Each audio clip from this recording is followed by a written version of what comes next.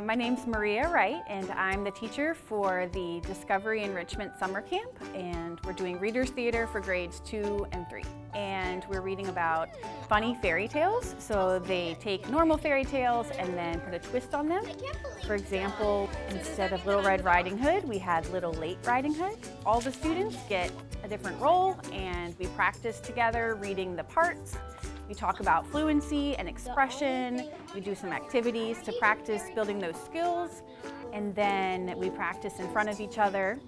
We also build sets and props, and then ultimately perform at the end of the week. It's a great opportunity to collaborate with other people, practice listening and responding and kind of working together. We were working on poetry and we practiced our lines, and today we did a show and acting. That was my favorite part. So it really allows kids an opportunity to be more creative, be dramatic, be loud, be silly, things that they don't always get a chance to do in a normal classroom setting.